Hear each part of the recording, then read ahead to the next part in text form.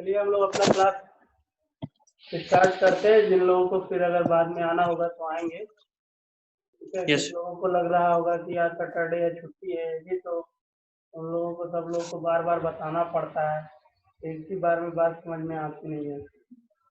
तो कल जो है हम आपको MS ऑफिस और ओपन ऑफिस के बारे में बता रहे थे कि MS ऑफिस जो है ये माइक्रोसॉफ्ट कंपनी का है, जिसके अंतर्गत बहुत सारी चीज़ें जैसे वर्ड, एक्सेल, पावर पॉइंट, ये सब चीज़ें आती हैं। और ओपन ऑफिस जो है ये हमने आपको बताया था कि BOSS करके जो है भारत ऑपरेटिंग सिस्टम सोल्यूशन यानी इंडिया का बनाया हुआ ओपन ऑफिस है। इसमें राइटर काल किस तरीके से जो है उनको हम जानते हैं। दोनों में जो है बहुत थोड़े से डिफरेंस है, बाकी सारी चीज़ें उसी तरह से वर्क करती हैं। तो कल जो है हम आपको जब वहाँ पे दिखा रहे थे तो हमारे उससे कंप्यूटर में ऑफिस 7 था, 2007 था। आज हम फिर से अपने यहाँ पे घर पे, क्योंकि आज आप लोग की पढ़ाई चल रही है, तो यहाँ से हम वर्ड ओपन कर रहे हैं। तो यहाँ पर भी वही चीज़ आप देख रहे हैं, ऑफिस 7 ही है। और कुछ चीज़ें जैसे यहाँ पर अभी बनी हैं आपको दिखा रहे थे, तो इसके पहले का क्लास ले रहे थे। कल हमने जो है यहाँ मार्जिन और बाकी सारी चीज़ें जो है आपको समझाने का प्रयास किया था। तो देखिए जैसे हमारा जहाँ पर मार्जिन है उसी के हिसाब से हमारा कर्सर जो है वहाँ पर क्या कर रहा है, ब्लिंक कर रहा है।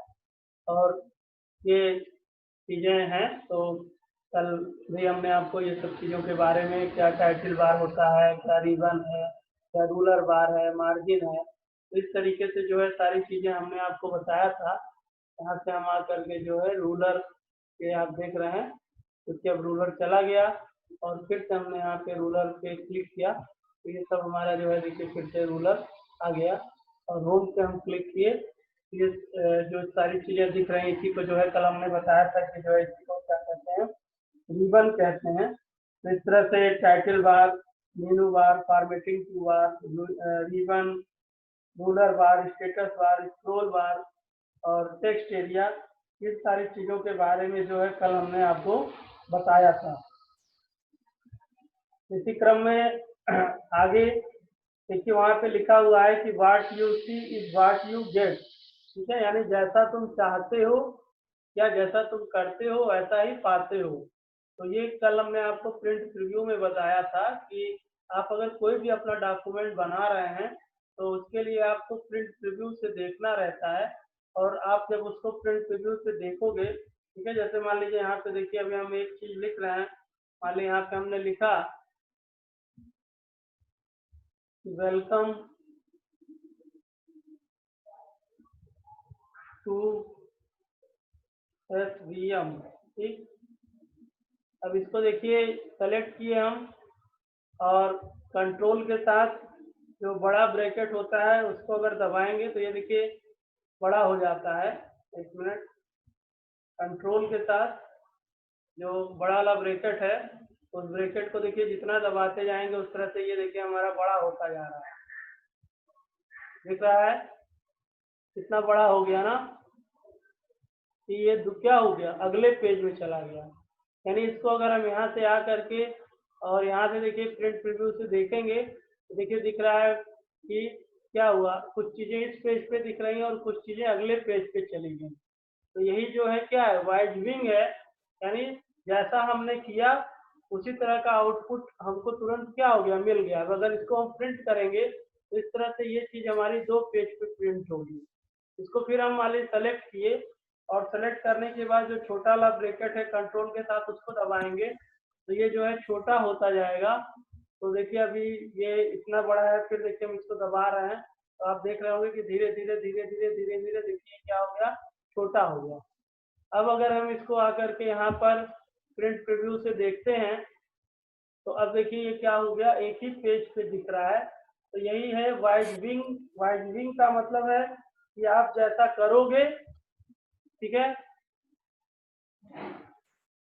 उसी तरीके से आपको वह चीज क्या होगी, दिखाई देगी।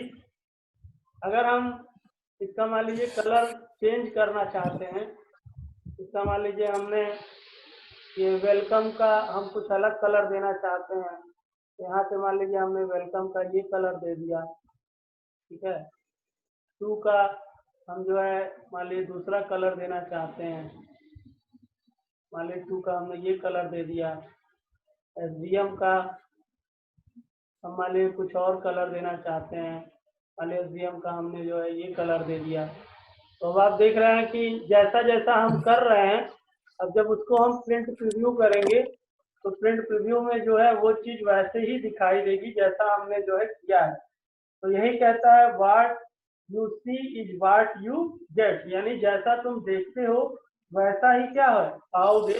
यानी अगर इस चीज को हम प्रिंटर से प्रिंट कर दें तो अगर हमारे पास कलर प्रिंटर है, अब अगर हम जो है हमारे पास कलर प्रिंटर नहीं है, लेजर प्रिंटर है, तब तो हम प्रिंट करेंगे तब तो ब्लू तब जो है ब्लैक ब्लैक ही आएगा। आ रही बात समझ में? लेकिन अगर इसको यस हम कलर प्रिंटर से प्रिंट करेंगे, जो कलर है उसी कलर का क्या होगा, प्रिंट हो जाएगा। तो आ रही बात समझ में? What you see is what you get का मतलब क्या है? ये वाइडविंग see is what you get program is the one that show the document on the screen exactly the way it will when you take the print out। यानी जैसा आप उसको देखते हैं exactly जब आप उसको क्या करेंगे, प्रिंट करेंगे, तो वो exactly उसी तरीके से प्रिंट होगा जैसा कि आप उसको देख रहे हो। तो यही प्रक्रिया जो है क्या कहलाती है, वाइडविंग कहलाती है। आई बात समझ में? यस फिर जो है आगे दिया हुआ है द टेक्स्ट एरिया। तो हमने आपको बताया था कि जितना भी आपके स्क्रीन पे व्हाइट कलर की स्क्रीन दिख रही है तो पूरी स्क्रीन आपकी क्या है, टेक्स्ट एरिया है। और मार्जिन के हिसाब से जैसा आप मार्जिन सेट किए हैं उस हिसाब से आप जो चाहेंगे वो चीज़ वहाँ पे आप लिख सकते हैं। फिर कल हमने जो है आपको वर्ल्ड रैप बताया था, एक बार फिर से हम आपको वर्ल्ड रैप दिखा रहे हैं। तो इसका हम पहले कर्सर थोड़ा छोटा कर ले रहे हैं, हमारा कर्सर छोटा हो गया। अब हम कुछ मान लीजिए यहाँ पे लिखेंगे, क्योंकि कलर हमारा यही सेट है।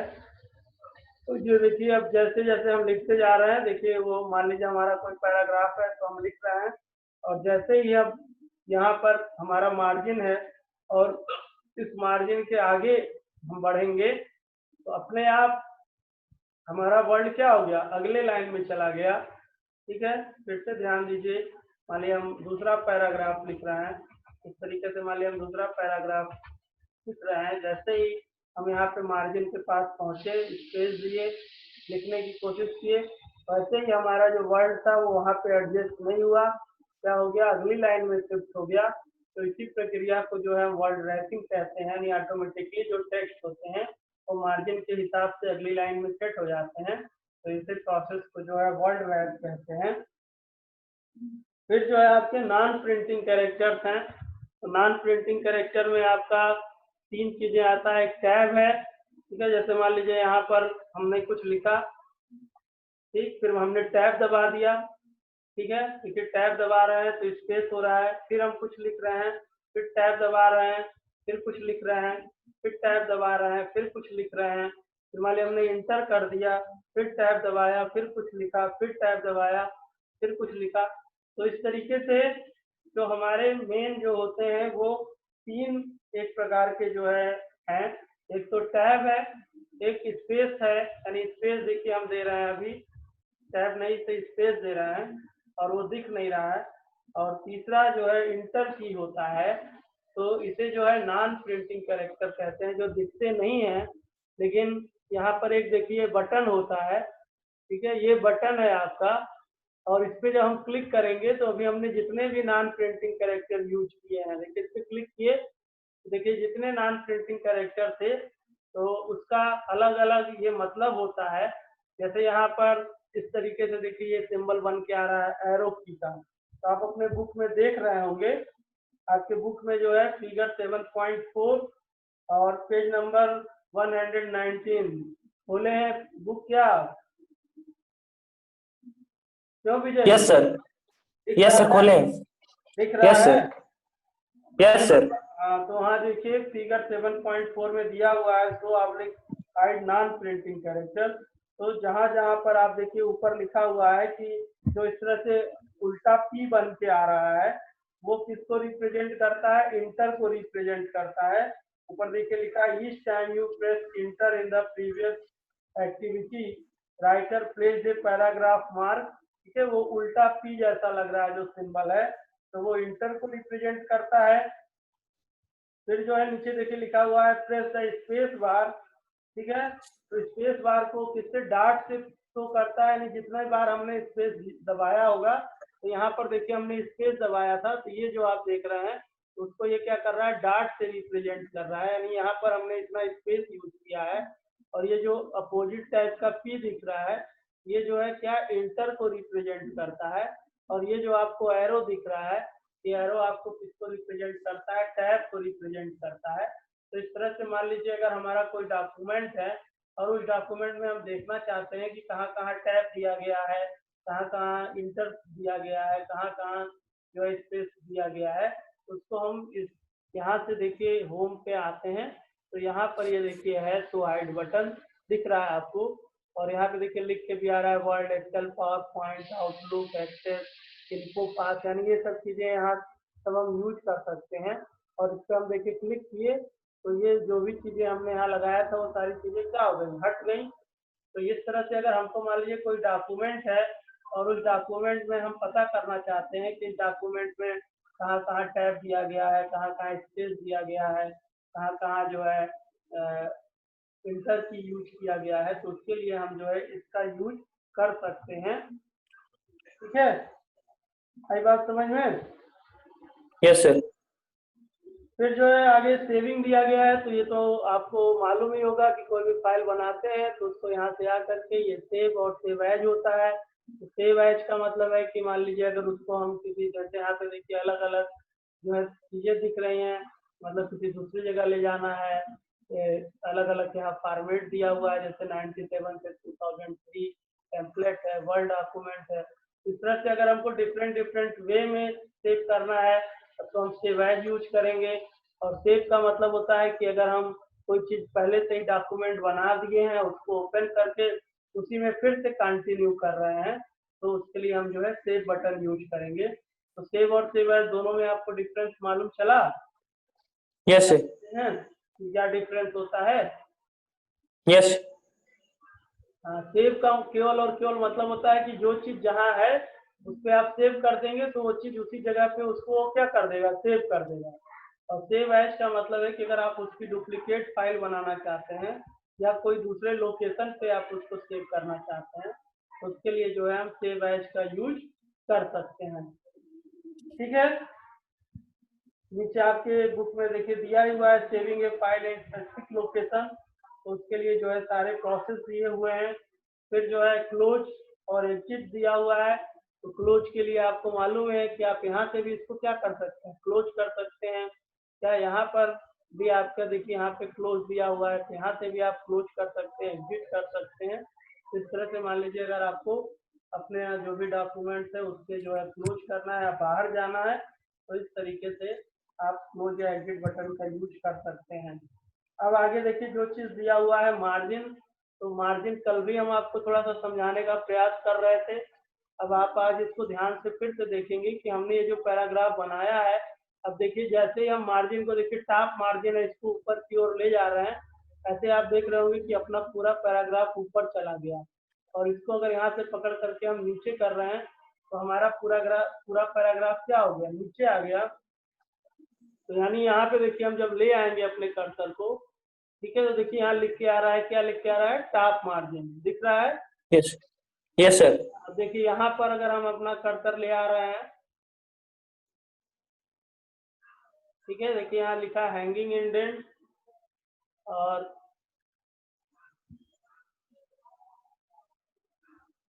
तो इधर का ये जो है हमारा एरिया है, इसको देखिए अगर हम देखिए यहाँ लिख के आया लेफ्ट मार्जिन लिखा, और यस। लेफ्ट इधर देखिए हमने किया, क्या हो गया, लेफ्ट मार्जिन का स्पेस क्या हो गया, कम हो गया। फिर इसको अगर हम,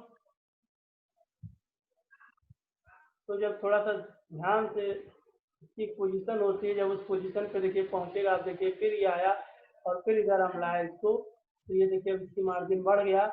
इसी तरह से देखिए यहाँ आए तो यहाँ पे अब देखिए क्या लिख के आ रहा है, राइट मार्जिन, तो इसको अगर हम इधर घिसकाएंगे तो देखिए राइट मार्जिन हमारा बढ़ गया, और फिर इधर हम घिसकाए इसको।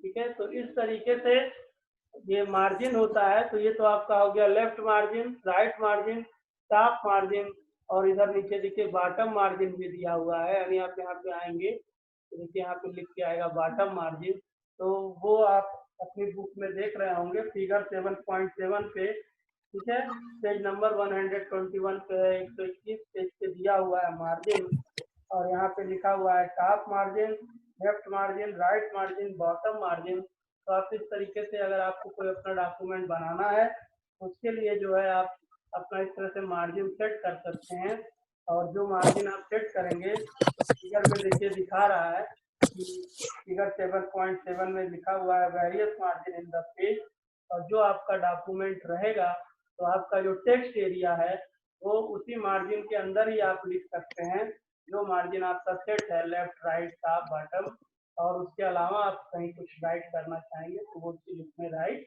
नहीं होगा। तो अभी तक जितनी बातें बताएं इतनी बातों में कहीं कोई डाउट, कोई चीज समझ में नहीं आया, कोई ऐसी चीज है तो बताइए। No sir, no sir. आज तो जो है कोई नहीं, आपके सिवा अभी तक कोई नहीं आया, लग रहा है सब लोग आज छुट्टी समझ रहे हैं, क्या लग रहा है? तो भी जाइए, पता नहीं सर, पता नहीं। चलिए, इतनी बात समझ में आ गई आपको? Yes sir. अब देखिए आगे अगले पेज पे आए, वर्ड रैपिंग। तो वर्ड रैपिंग भी आपको समझ में आ गया होगा, अभी हमने बताया है, समझ गए हैं वर्ड रैपिंग? नहीं समझे?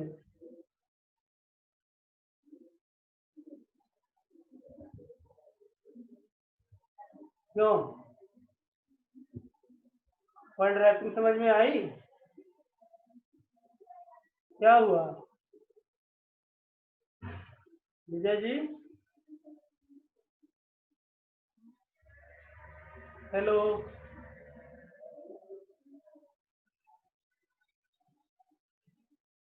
तो अभी हमने आपको वर्ड रैपिंग बताया था कि वर्ड रैपिंग का मतलब होता है कि हम अपने मार्जिन के हिसाब से जैसे ही लिखते हैं और जैसे हमारा राइट मार्जिन के पास कर्सर पहुंचने वाला रहता है, और अगर वह वर्ड वहां पे एडजस्ट नहीं होता उस वर्ड को वो तुरंत ही रिसेंटली क्या करता है, अगले लाइन में एडजस्ट कर देता है। तो इसी एक्टिविटी को जो है वर्ड रैपिंग कहते हैं। जैसा आपका बुक में लिखा हुआ है कि placement of the text going past the right margin to the next line is called word rap.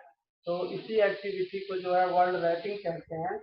और फिर जो है आगे आपके जो इंडेंट और बाकी सारा जो पैराग्राफ इंडेंटिंग और पेज मार्जिन है, ये सब चीज़ें फिर हम लोग अब कल जो है यानी मंडे को फिर अगले नेक्स्ट टॉपिक पे पढ़ेंगे। आज आपको इतना ही, और आज आपका क्लास हम यहीं पे ओवर करते हैं, फिर आगे की जो टॉपिक है वो टॉपिक जो है फिर से मंडे को जो है कंटिन्यू करेंगे। तो good bye, thank you. Vijay ji, आवाज मेरी नहीं आ रही क्या? सर आ रही है। ओके, तो वर्ड रैपिंग मालूम है ना आपको? Yes sir. ठीक है, तो आज का क्लास अब यहीं पे ओवर करते हैं, फिर आगे अब मंडे को फिर कंटिन्यू करेंगे। ओके, ठीक है। Yes sir. Yes, thank you sir. Good afternoon sir. Good afternoon.